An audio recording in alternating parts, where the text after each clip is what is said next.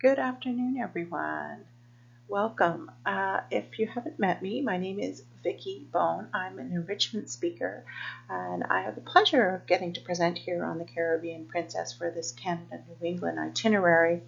And I also live in the province of Nova Scotia, raised in Quebec, so I have a long history with this area. And I put together some talks on the area, things that you might find interesting. And one of those is this talk called Pier 21. I subtitled it Canada's Ellis Island. It's where immigrants would come into our country and then make their way across the country, and some even into the States. And what's really special is when we dock in Halifax on Tuesday, you're going to be docking literally at the building of Pier 21. And just think, if that building could talk, if the walls could whisper, just think of the stories that this whole building would tell. Really intense human emotions, lots of courage, a lot of sadness, grief, a lot of beginnings, and a lot of endings. Here is a picture of Pier 21 today, and through its door passed orphans, especially young boys dressed in rags, escaping the terrible war, maybe a young girl with shoes and tatters, a new bride with a baby in her arms, a hopeful family carrying all they have left in the world, a wounded soldier returning from battle. And imagine each of these and multiply them by many thousands. These are the people who entered Canada through Pier 21. Some came here to seek shelter from the ravages of war and oppression. All came in search of a better life, a new beginning. They came in groups large and small, some bringing sizable collection of possessions, others with only the clothes on their back.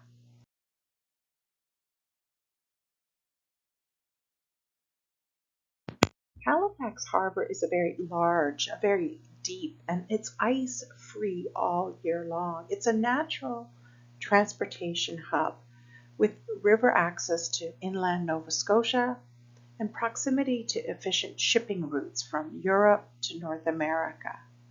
But before 1876, there was no inland rail link. So the port was not particularly useful for passenger or cargo service to the rest of Canada.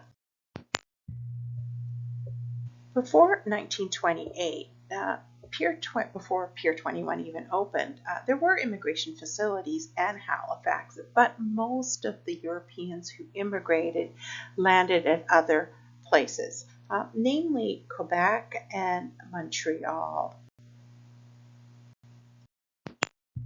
Many of the early immigrants that came to Canada, they fled places that were like basically very crowded inner city conditions, places like London, Paris. Many of them wanted to come and begin new lives here, especially as homesteaders, because we had wide open spaces, especially in the west part of Canada. Now, the Canadian government really encouraged immigration.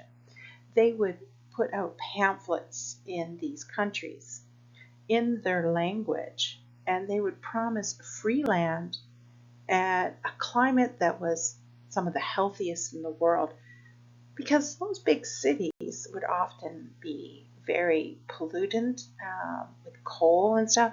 So come to Canada where the air is clean and fresh and you have lots of space. Pier 21 is in operation from 1928 until 1971 when it was closed. More than 1 million people passed through the building. Families, large and small, sailed across the Atlantic Ocean to Canada, bringing with them the traditions of their ancestors and the customs of their homelands.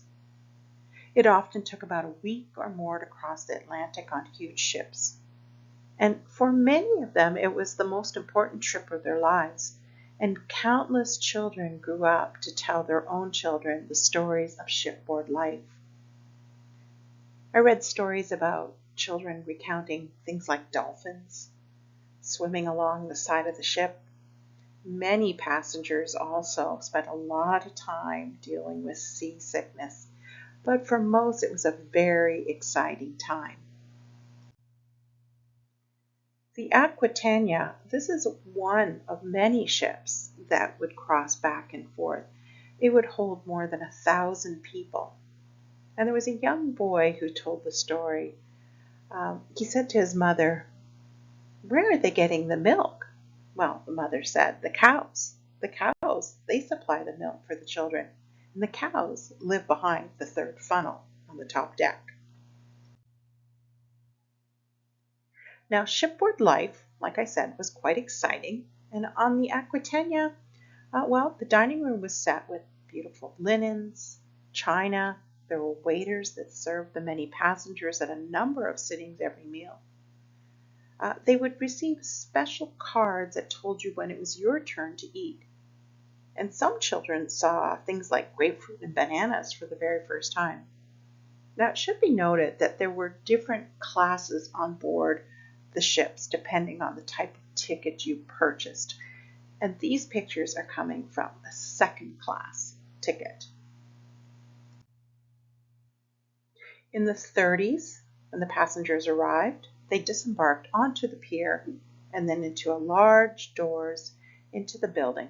The building was huge, and it was basically a shed-like structure. They had heavy trunks that were moved into the baggage area, and then baggage men would go through the bags and check them and sort them. After World War II, the pier had been renovated, and people would come off of the ships on gangways, and then they would head right into the second floor of Pier 21 into a very large assembly hall. The hall could only accommodate about 250 people at a time, and of course the ships carried many more than that. So what would happen is they would only disembark 250 people, fill up the assembly hall, process those 250, and then another 250 would come. The hall, of course, was a hive of activity. There were custom officers, translators, Red Cross volunteers, nurses, and a counter for things like money exchange, purchasing items. There was a doctor's office. There was a daycare, cafeteria, a little kitchen so you could cook some things. Like I said, there was a nursery for the babies. There was a canteen, sleeping quarters for those that needed to stay overnight. Now, at Pier 21, people had to go through customs. They met with the immigration officers, and one of the things the immigration officers would always ask them is if they had money, what is in your pockets, just to make sure that they would be able to manage in Canada for a little while, that they'd have money in their new country. Now, where many of them were coming from in their homelands, they were a little nervous because what would happen is often government people were corrupt. They would ask for the money and they would basically steal their money. So they were a little afraid of the immigration officers at Pier 21. So when they were asked, "What's in your pocket? Do you have money?" many of them said no. But soon they began to realize that their money was safe with them in Canada. When people first arrived, the first thing that they saw when they came into the big building was a sign that said, "Welcome to Canada." And it was in numerous different languages. In the hall, there were rows of stiff wooden benches. They provided seating for the very tired travelers, and they would anxiously wait for their names to be called. Up in the rafters, you'd hear pigeons and different birds flying around, mothers singing lullabies to their babies, and a big, huge excitement for all of them. There were volunteers that would come out any time of the day or night to help interpret for the newcomers, because many of them didn't speak English or very little English. So when a ship was coming in, a call was put out to the people in Halifax to come out to assist. So if it was an Italian ship come, they'd bring Italians in to help volunteer, and to help translate. As the families would meet with the immigration officer, they'd be nervously waiting, watching, reviewing, getting their documents reviewed. Medical examinations were also given before immigration status could be approved. But the sound of the rubber stamp imprinting the words landed immigrant was a welcome noise in the room. And the entire process would take a few hours. Now, like I said, the baggage would come off and it would go into the lower part of the hall. And these trunks would be wrapped in meters of rope. And of course, they'd have to be undone and checked because even back then, things had to be inspected to make sure it was safe to bring into the country. So each baggage item would be searched. And most of them were fine. They would have things like your professional tools because many of them were coming to Canada to work in their trade. So they would bring with them their tools of the trade. Also, there would be things like family treasures, things that they needed for basic daily living. But there was also often unique things that were in the trunk. A lot of food from your home country. But food started to decay on those ships that were crossing, and there'd be really strong smells. Things like prosciutto and dried fish and stuff like that would be confiscated because you weren't allowed to bring food products back into this country, even back then. There was a funny story about the hall. So, the hall would fill up with 250 people, and the seats are usually jam-packed because as soon as one group of immigrants left, the next group would be brought in. So one day the guards noticed a few seats were empty around a man who sat holding a package on his lap. And no one was sitting beside him, and the guards soon found out why. He was holding a package of dried octopus. He had brought it with him on his long journey, and boy, had it really begun to smell. Halifax was not the final destination usually for those that came into Canada. Many continued their journey to other Canadian cities or towns. And some people did not receive their landed immigrant status right away. They remained at Pier 21 until they could get their stamps. So people who arrived ill, well, they were held in quarantine until they recovered. And while people waited, many people were cared for in their families of the sick would wait in the dormitory there. They'd be fed in the dining rooms. They'd be dealt with in the nurseries and so forth until they were ready to leave and proceed to the train station to their new homes. Some didn't get approval for acceptance into Canada. So even back then, if you had a criminal record, you would be sent back to your own country. And that did happen. When the immigrants arrived, they would have a light colored tag that would be put onto their clothing. It was basically to identify both the passenger, their name, and their final destination. It happened also on the voyage. They would have a tag that would be red colored, and then when they arrived into Pier 21, they'd put on a tan colored tag to identify it. Many of them didn't speak English, but stories I'd heard was that these identifications were helpful, but it was also disliked by them because they sort of felt like they were objects, that they were kind of labeled as not really humans. They were more like baggage. In Pier 21, there was a nursery, like I said. It was volunteers that ran it. It was the Red Cross volunteers. And while the parents were taking care of things like going to meet the immigration officers, getting money, communicating, buying supplies, the kids would be taken care of by these Red Cross volunteers. So they would change diapers, wash, feed babies, put them down for their naps, and or even just help the tired parents if they could. I like some of these really cute pictures. I especially like the one on the far right with the two sisters when they're tied to each other. Boy, the older sister doesn't look very happy, does she?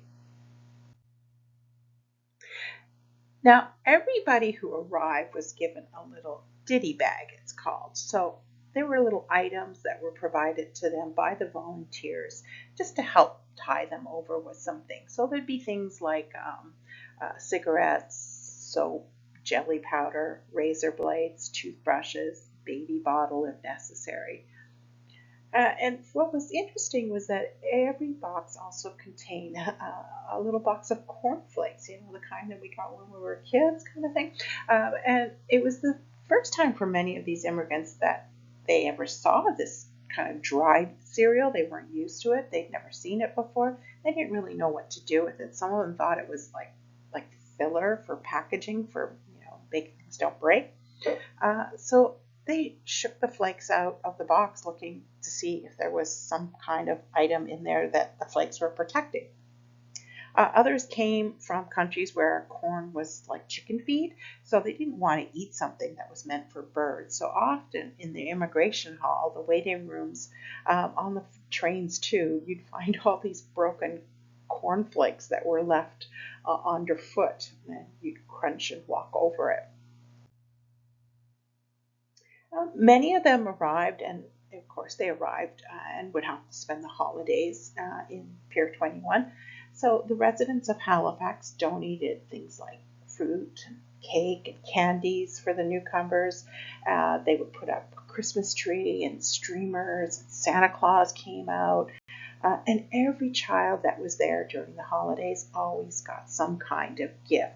And a little story from a young boy said that he thought he had opened a door to heaven when he arrived here because this was just wow.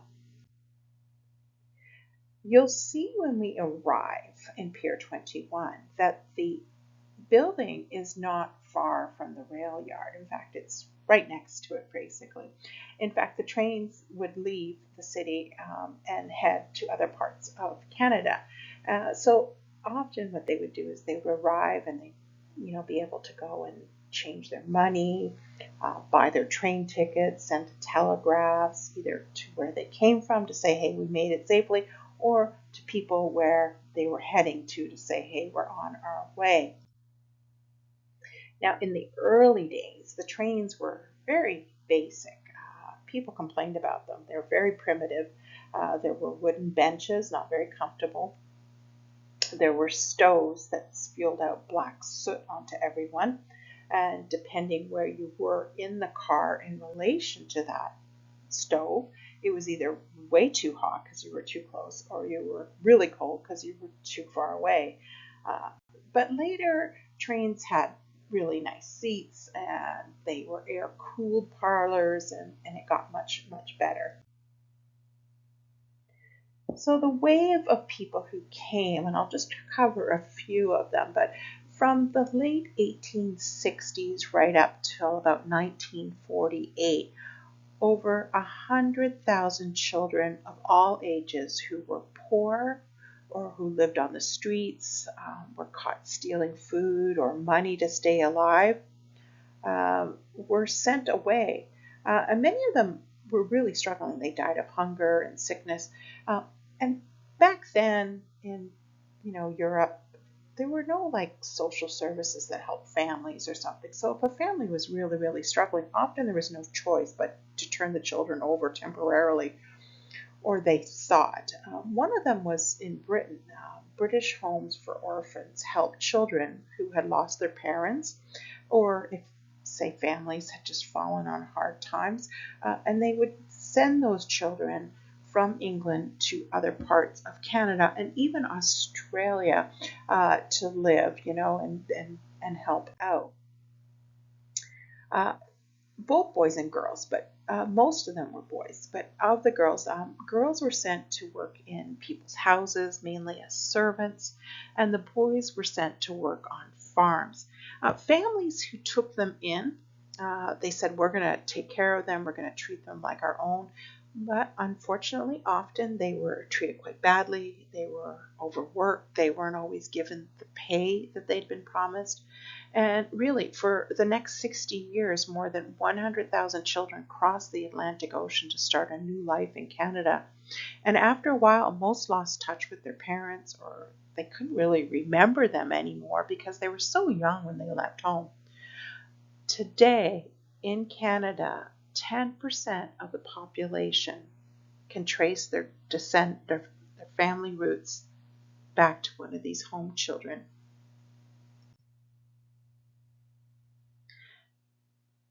After Britain declared war on Germany in 1939, the bombings of Britain's cities began. And this led the parents to send their children out of harm's way. So they sent them somewhere safe. Some were sent to the countryside in Britain, but others were sent to Canada. So about 3,000 children traveled by ship to Canada as evacuees. Some came with their parents, but most came on their own as guest children. Children as young as 5 came to live with relatives or sometimes even complete strangers. Now, the ships arrived, and the children thought that they'd be staying maybe a few months, as if they were like on some kind of holiday. Some of them stayed longer, not seeing their parents until the war ended 5 years later. After the war, many of the older children found it very difficult to return home to Britain. They had grown up in Canada. They'd spent several years. They'd been going to school. They'd sort of been accepted by their communities. Some had been forcibly escorted back onto the ships. They had a real connection to this place. Many years later, many of them came back to Canada as immigrants. And it should be noted, I want to say, that during the war, the Canadian government said that, hey, we'll welcome British boys and girls. But sadly, because of racial prejudices, they did not want Jewish children to come to Canada. Jewish children were called refugees and not considered boys and girls. After the war, thousands of Europeans came to Canada as displaced persons or refugees. These people were escaping from invasions, oppression, persecution in their homelands. Many left without possessions, without time to say goodbye to loved ones. Some arrived in Canada without proper documentation or money. Agencies and volunteers helped many of the refugees resettle in Canada. Estonia was ruled by Russia from 1910 to 1991. Many did not want to live under Russian communist rule, and many Estonians escaped to Sweden but were forced to return to Estonia, and they were punished in Siberian work camps.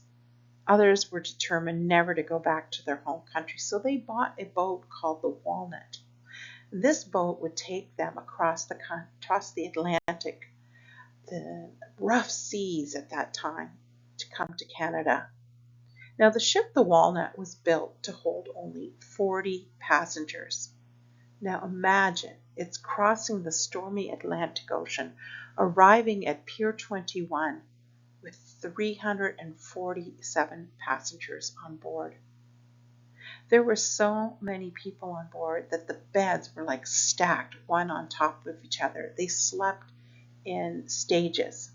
And they left on November 13th of 1948 and crossed the stormy Atlantic. Now the voyage lasted a month and it was a very rough crossing.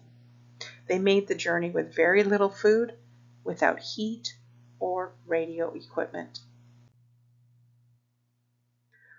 Of course, when these people arrived, they had no personal papers. There were no visas, no medical records, no money. And at the time, under immigration rule, most of the refugees should have been sent right back to their homeland. But despite the terrors that awaited them, Canadian officials knew that they couldn't send them back. They ignored the rules. They admitted them as refugees. And the families were housed at Pier 21 and other Halifax locations until further arrangements for their settlement in Canada could be made. As a result of the exceptional situation, of the Walnuts passengers, Canadian immigration rules were changed to better meet the needs of refugees. Seeking a better life, about 70,000 Ukrainians arrived between 1924 and 1939. Many traveled on to places like Alberta and Saskatchewan to work on farms, and many found work in factories in Ontario and Quebec. There's a wonderful museum, a Ukrainian museum in Saskatchewan I got to visit that outlined how their lives were when they first arrived. In 1956, the people of Hungary rose up against communist rule, and because of this, the Soviet Russian troops punished the people with tanks and bombs. Life in Hungary was impossible for its people, and Canada welcomed 37,500 Hungarian refugees, and these people were quickly helped to find jobs and homes here. Many Dutch people moved to Canada after the war. There's a really close friendship between Canada and the Netherlands because Canadian soldiers helped to liberate the Netherlands from German rule during World War II. During the war, Canada welcomed Princess Juliana and other members of the Dutch royal family and provided shelter. And each May, the Canadian Tulip Festival in Ottawa happens to remember Canada's contribution with a beautiful display of Dutch tulips sent to Canada from the Netherlands as a thank you. After World War II ended, there were many more jobs to be found in Canada than in Italy. Education was expensive in Italy. Then they also wanted a better life. This is their chance to find it. In 1 year alone, 30,000 Italian immigrants came through Pier 21. There was good food is important to Italians. Of course, they arrived, they had a lot of food items. They were loaded with things like prosciutto, liqueurs, sausages, cheeses, salamis. People thought they might starve before they got into Canada, so they packed these items in their luggage. Unfortunately, many of the items were confiscated and were not allowed into Canada. A young Italian boy relays a story because back then there was no English as a second language classes when you arrived into Canada. They basically arrived, they spoke Italian, they had to learn English. He says that the first books that he read in English were books like Curious George and Barber the Elephant. He says the other kids called us names at first, and storekeepers were very impatient because mom didn't speak English. But gradually they learned and they adjusted and they ended up fitting in. U.S. Immigration Services has maintained a presence in Halifax since, back to 1910. First at Pier 2 before Pier 21 opened, and then into Pier 21. U.S. immigration presence came about because several of the liners that carried passengers who were destined to the United States first arrived in Halifax. So these passengers were therefore processed in Halifax before continuing inland. So they would arrive in Halifax, go through immigration, and then get on a train to go to their American destinations. Also, many arrived who had prior permission to travel to the United States, but they chose to journey via Halifax to Chicago or New York. Why is that? Well, it seems kind of indirect route, but it was significantly less expensive and therefore more popular. The difference in the cost of the fare by going indirectly as opposed to direct, $1. In the weeks immediately following the declaration of World War II, as a year-round ice-free port on Canada's east coast, Halifax played a very important role in the movement of Canadian military to the European front. An estimated 370,000 troops were to be transported across the Atlantic in 300 ships. Thousands of Canadian men and women joined the various branches of military service during the Second World War, and Pier 21 was for some of them their last glimpse of home. Remember I talked about the beautiful ocean liner, the Aquitania? Well, the Aquitania during wartime was painted a drab gray or green color to serve as camouflage to protect the ship. Because of enemy attacks at sea, ships did not always leave Halifax as planned, of course. During the winter months, the rough Atlantic seas could influence their departure times. Also, the secrecy required to keep troop movement unknown to the enemies, because their submarines often lurked just outside of Halifax, often caused departure dates to change at a moment's notice. It usually took about 14 days to cross the ocean because they did a zigzagging pattern to cross to avoid being caught by enemy U-boats. At the end of the war, jubilant troops returned to Canada aboard the very same ships that had carried them away. The return trips took just a few days, usually 4 days, on a straight route home. Finally, after long years of fighting, the troops arrived at Pier 21. Wounded soldiers were examined and treated before returning home. And as always, Pier 21 volunteers were available to help in any way they could. And during the war, well, nearly 1 in 10 Canadian servicemen married while overseas. After the Second World War, Canadian military authorities helped to permanently resettle a unique movement called preferred immigration to Canada. War brides and their children, according to the Department of National Defense. Approximately 48,000 marriages happened to Canadian servicemen. Of that, 22,000 children were produced, and between 1942 and 1946, 44,886 British wives came to Canada, 1,886 Dutch wives came to Canada, and 649 Belgian wives came to Canada. War brides traveled to Canada to rejoin their husbands, sometimes before, so they arrived on their own, or after their husband had already come back to Canada. Clutching the hands of their small children, these women boarded the ships not knowing what they would find in Canada. Some left English cities, life for like a future on a farm somewhere. Some gave birth to babies while at sea. Some had never even seen their husband in civilian clothes and didn't even recognize them. Some came off the ship, some were welcomed by maybe a brother or parent of their husband. Many of them got off the ship, got on trains, and traveled for days to get to where they would end up. In the late 60s, the rate of immigration by sea through Pier 21 was falling dramatically. As the facility wound down, fewer people arrived by ships, instead choosing to arrive by plane. And in 1971, the doors were permanently closed on Pier 21. In 1999, the National Museum was opened. It's one of 6 national museums. This is also the year that the Canada Post commemorated the event with a stamp honoring the history of the people who entered Canada through Pier 21. Also, there's a beautiful statue just outside along the boardwalk when you're walking in towards town that is Armando Barbon created this called the Immigrant, and it's erected in honor of all those that passed through Pier 21. You'll also see a statue right outside the port building of Ruth Goldblum, and she passed away in 2012, but was an instrumental in creating this museum here at Pier 21. She loved to talk to everybody, and you can sit beside her at the bench.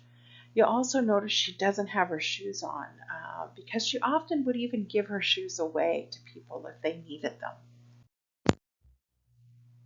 So I do have some more lectures that I will be putting on. On the 18th, I have Expulsion of the Acadians from Nova Scotia, which you'll find very interesting, and how many of them ended up down in the eastern side of the United States. On August 21st, I'm going to cover the Halifax explosion, the largest man-made explosion.